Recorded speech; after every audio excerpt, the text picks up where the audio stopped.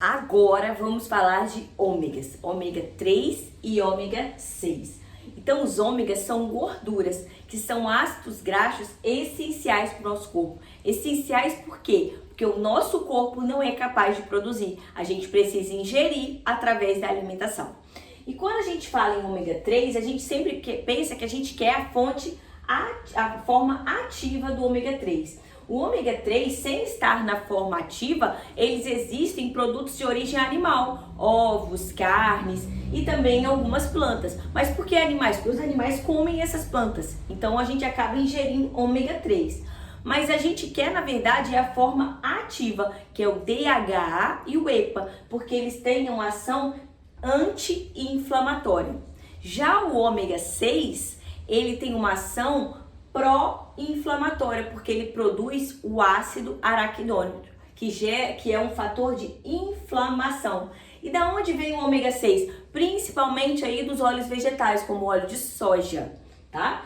E as mesmas enzimas que transformam o ômega 3 em formas ativas, também transformam os ômega 6 em formas ativas. E nosso corpo, a nossa natureza, ele foi criado de maneira muito sábia, a gente que foi estragando tudo. Porque o ideal é que a gente tivesse uma proporção 1 para 1, no máximo 1 para 3, entre ômega 3 e ômega 6. Mas o que acontece nos dias de hoje? A gente tem uma relação 1 para 20, 1 para 30, de tanto ômega 6 que a gente come, seja em óleos vegetais, canola, soja, seja em produtos industrializados, biscoito recheado, lasanha, pizza. Então a gente come muito ômega 6.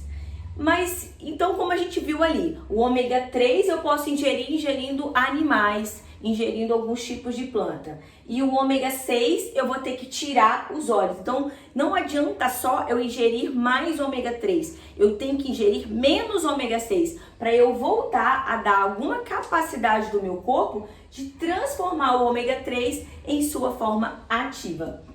Mas, na verdade, hoje, o que acontece é que a gente está muito inflamado, né? Por vários fatores, inclusive pela essa autoingestão de ômega 3, de ômega 6 que a gente come. Então a gente está com obesidade, com aumento de peso, com gordura na barriga, com pressão alta, com glicose alterada, com diabetes. E essa grande inflamação faz com que a gente muitas vezes realmente tenha necessidade de suplementar o ômega 3. Então, a gente vai precisar colocar o ômega 3 de tão inflamado que a gente tá, mas também não esquecer que a gente vai precisar abaixar a quantidade de ômega 6. Mas, Renata, eu ingiro muito peixe, não já tem muito ômega 3 na forma ativa?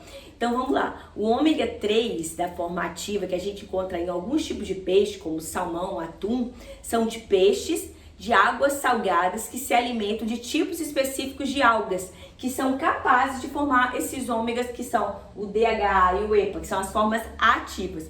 Mas o que acontece aqui no nosso país?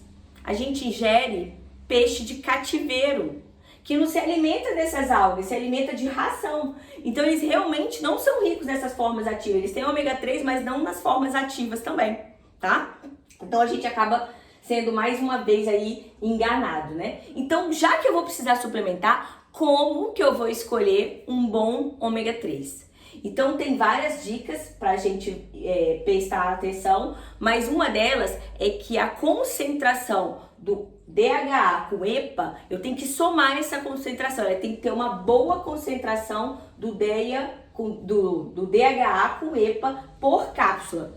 E além disso, a gente tem que ter cuidado de observar que às vezes a cápsula é grande, mas ela foi complementada por outros tipos de óleo, seja o ALA, que é um tipo de ômega 3 vindo da chia e da linhaça, que é 20 vezes mais fraco, seja do ômega 9, ou seja, pior ainda, do ômega 6. E não faz o menor sentido a pessoa da indústria colocar ômega 6 naquela cápsula, porque justamente a gente precisa não só aumentar o ômega 3 na forma ativa, como reduzir a quantidade de ômega 6 que a gente consome. Então não dá para ter ômega 6 naquela cápsula. Então a gente tem que observar isso.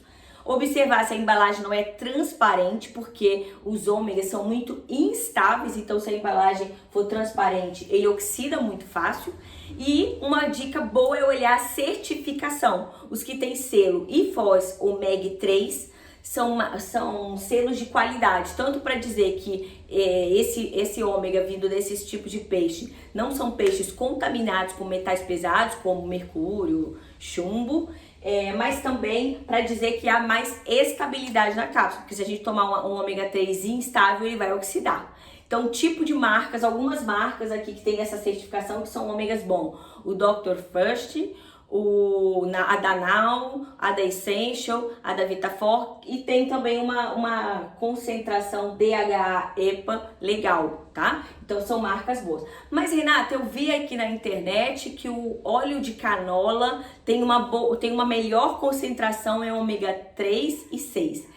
Então, esse óleo de canola, ele foi uma invenção da indústria que mais uma vez enganou a gente. Porque apesar deles terem aparentemente uma relação melhor entre esses dois, o óleo de canola, ele é uma coisa tóxica. Então ele passa por vários processos de detoxificação, de purificação, de clarificação para melhorar o gosto, para melhorar o cheiro.